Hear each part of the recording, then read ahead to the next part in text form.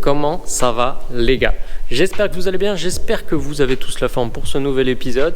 On se retrouve sur le 46 Turbo et on va poursuivre le remplacement de nos cardans.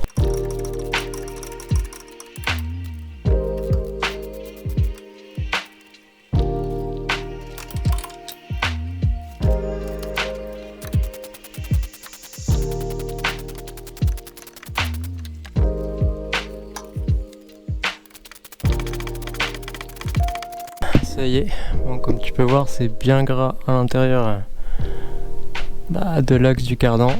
Et comme en témoignent les traces, franchement, il doit vraiment plus rester grand chose là-dedans. On va pouvoir déposer la barre anti-roulis.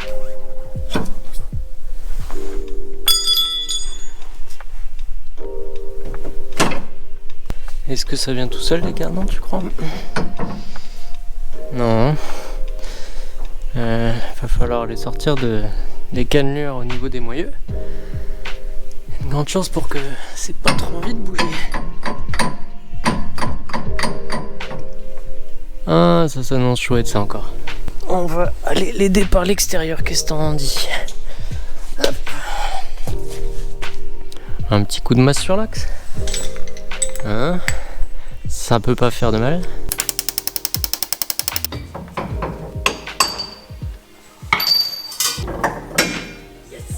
Dehors.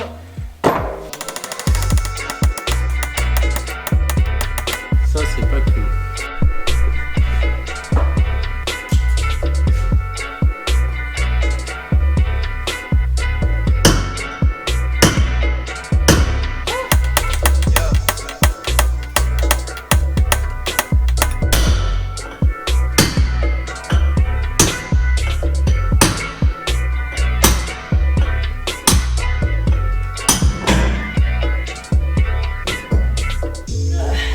Franchement, je commençais à flipper parce que, comme tu as vu, toute la cannelure était restée grippée dans le moyeu. Et je commençais à imaginer que j'allais devoir remplacer tout l'ensemble. On réattaque sans plus attendre avec le remplacement de notre vase d'expansion qui avait mangé un petit peu. Les remplacements de nos raccords de direction assistée. Je vais te montrer tout de suite ce que j'ai fait. Je vais te montrer aussi les dégâts sur le vase d'expansion. Il a bien été grignoté comme tu peux le voir. Au moins la profondeur d'une pièce facile. Il doit plus rester grand chose en matière.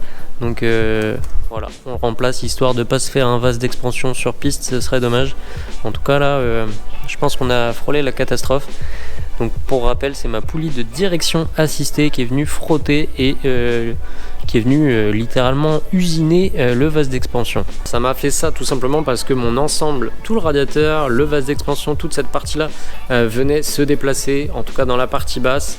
Déjà d'origine, en fait, la poulie est très proche du bas du vase d'expansion. Et là, franchement, ça n'a pas pardonné. Bon, au moins pendant mon check-up, je m'en suis aperçu à temps. Donc voilà, pas de mauvaise surprise. On va remplacer le bocal. Puis, évidemment, on va tâcher de solutionner ce problème en refixant correctement cette fois-ci le bas du radiateur, histoire d'éviter que ça recommence.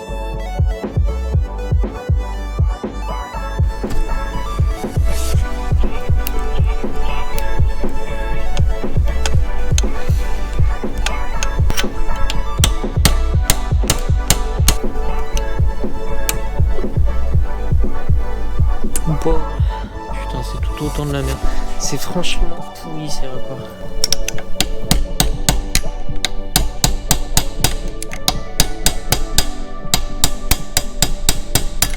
Donc ça y est, le radiateur, la partie basse, c'est fixé, ça ne bouge plus du tout, donc voilà, ça ne recommencera plus. Par contre, à ce niveau-là, tu vois, je m'aperçois que on a également des choses à revoir, puisque tu vois, il y a un petit mouvement très léger, mais par contre, la vis du piping là est littéralement en train de venir abîmer mon radiateur ici. Donc ça va pas du tout. On va également revoir la position du collier de serrage, histoire que ça vienne pas percer le radiateur. Ce serait super dommage. J'ai juste rajouté une petite vis de fixation tout en haut là-bas, au niveau du support justement, et là ça ne bouge plus du tout. Donc voilà, une bonne chose de faite pour là. Au niveau des raccords de direction assistée, on verra ce que ça donne. J'espère que je ne fais pas tout ça pour rien. Et on va passer à la dépôt donc du raccord au niveau de la crémaillère. Donc évidemment je l'ai déjà défaite, hein, tu t'en doutes, sinon ça ne viendrait pas comme ça. Et notre accord il est juste là. Alors on va récupérer déjà la vis banjo, voilà. Yep. Sans prendre une douche. Et bah si tu vois, je prends la douche complète. Oh non. Et merde. Et en plus, c'est du liquide de refroidissement que je mets dans le reste de ma direction assistée. C'est formidable. C'est génial. Fantastique. Fait chier. Après cette douche inattendue, du coup je viens de perdre malheureusement une partie du fluide de DA que je voulais récupérer, que j'ai du coup mélangé avec la flotte, c'est génial. Comme tu peux voir, j'ai mis le banjo dans notre nouveau flexible, juste en haut ici, et puis maintenant il n'y a plus qu'à serrer.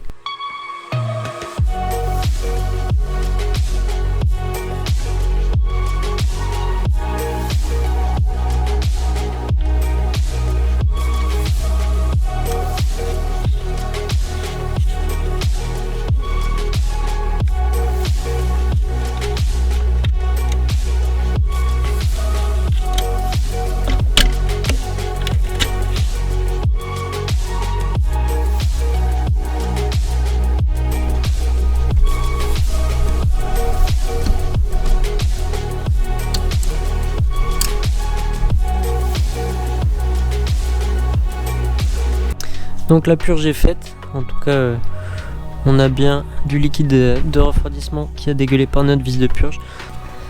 Et la prochaine étape, ça va être cette fois-ci pour le circuit de direction assistée. On va également tout remplir. Et après on va faire des allers-retours en braquant à fond, en butée de direction à gauche et à droite sans démarrer le moteur, histoire de bien faire circuler le fluide, faire rentrer le fluide dans toute la crémaillère, la pompe, les nouvelles canalisations, et seulement après ça on pourra envisager de démarrer le moteur.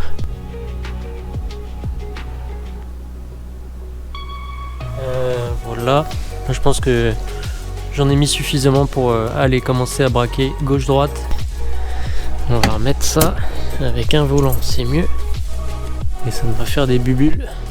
Une fois que ce sera fait, on va revérifier s'il n'y a pas de fuite toujours, et on va faire la pointe et le niveau, roue droite, vérifier qu'on soit bien entre le mini et le maxi, faire la pointe si nécessaire, et enfin seulement on va pouvoir envisager de démarrer. Ça va être assez intéressant en plus de ça, parce que là ça va être un vrai bon cold start. Il doit faire 2-3 degrés forcément à l'éthanol.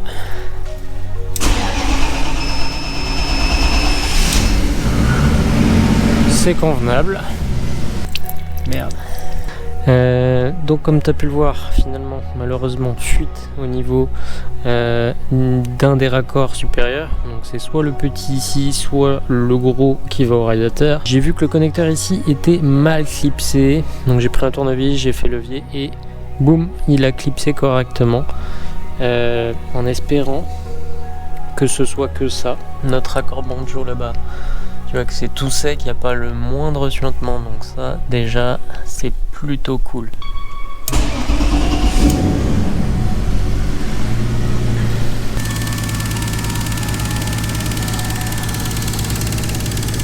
Je vais laisser chauffer un peu, mais ça semble pas mal.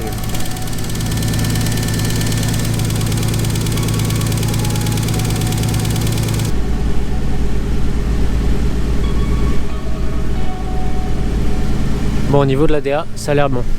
Eh ben écoute, c'est nickel. Notre refroidissement, écoute, la fuite c'était bien le petit clips, donc ce raccord là, le secondaire qui était mal clipsé, donc le raccord était peut-être très légèrement de travers. Bref, ça c'est résolu, déjà super bonne chose. Comme je te disais, aucune fuite, aucun suintement. Au niveau de l'ADA et des raccords de DA, pareil. Écoute, pour le moment ça a l'air d'être impeccable, affaire à suivre. On va faire le niveau maintenant que ça a tourné un petit peu, que la pompe s'est bien réamorcée. On va essuyer ça et on va refaire notre niveau histoire de vérifier qu'on n'en est pas trop. Ah bon bah là tu vois déjà problème de chez problème. Donc tu vois elle s'est bien réamorcée parce que là si on l'écoute il n'y a plus rien. Bon là on va faire un bon appoint.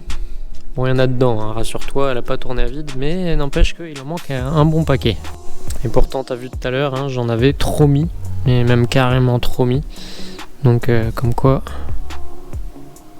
il y avait bien besoin de remplir tout le système.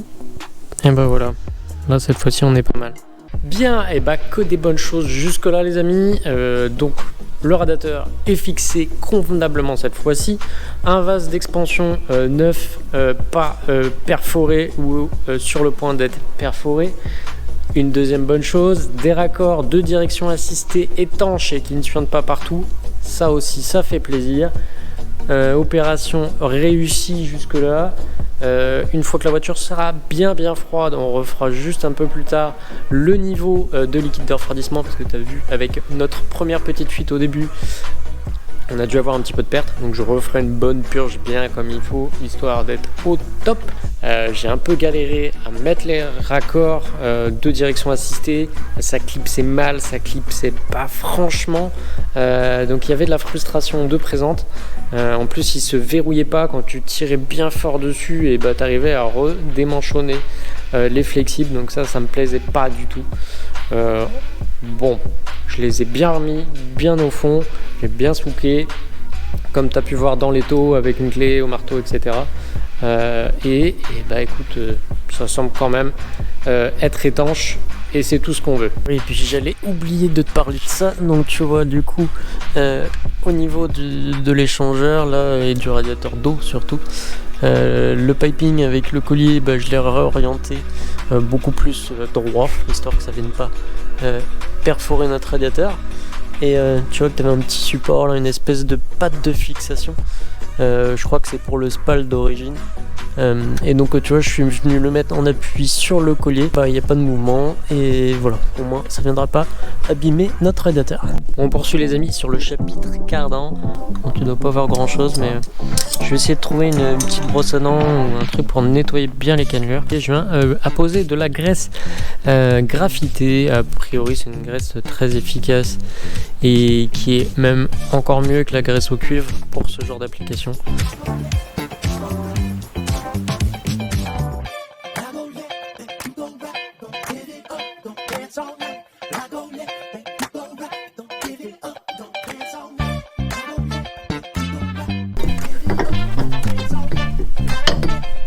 Voilà, yep.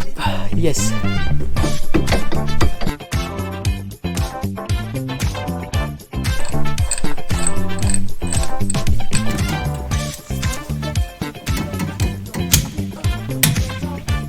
J'ai enfin reçu la nouvelle visserie pour les cardans et j'ai restauré intégralement l'ensemble des rondelles. Donc voilà, poncée, nettoyée, repeinte chacune histoire de repartir sur quelque chose de bien propre.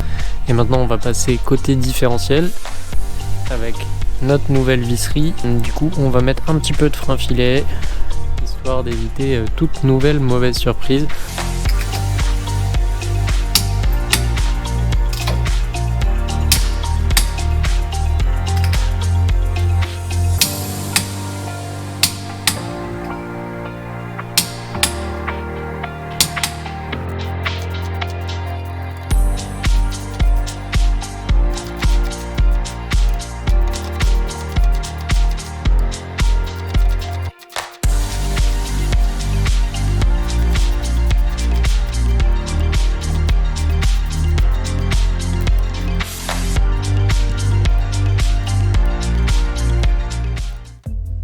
Voilà les gars, les deux cardans sont remontés, c'est serré bien comme il faut, serré au couple. Alors d'origine c'est 85 Nm si je te dis pas de bêtises, et donc j'ai surserré à 95 Nm en plus du frein filet. Donc normalement on devrait plus être embêté, on devrait plus avoir de mauvaises surprises au niveau du desserrage de la visserie des cardans. J'ai également remonté donc la barre anti-roulis et j'ai refait un gros check-up au niveau de tous les serrages du train arrière, des ancrages du pont, de l'arbre de transmission, du différentiel, tout ça.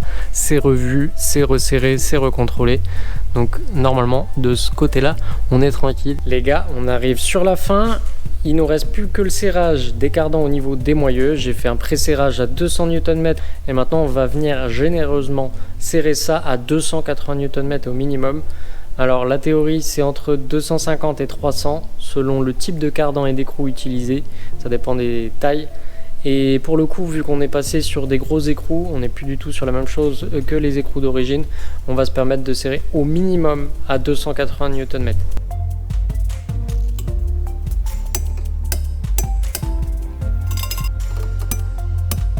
Bon et ben voilà pour cet épisode les amis, j'espère que vous aurez kiffé. Bonnes choses de faites, plein de bonnes choses de faites. Comme ça on va pouvoir réattaquer une saison vraiment dans de bonnes conditions. On a également donc les nouvelles jantes, les ARC8 qui sont en peinture, qui vont arriver la prochaine fois. Je te montre aussi rapidement ça, tu vois que je suis en train de restaurer des petits renforts de châssis, donc on trouve ça sous la voiture. D'origine t'en as deux, t'en as un pour la ligne d'échappement, enfin au niveau de la ligne d'échappement, et t'en as un au niveau de la boîte de vitesse. Nous on va en rajouter d'autres, donc voilà, on va repréparer ça, faire ça impeccable et les remettre en place sur le châssis. Ça participera un petit peu à la rigidification. Sur ce les amis, moi je vous dis à très vite pour un prochain épisode. À la prochaine, portez-vous bien, ciao.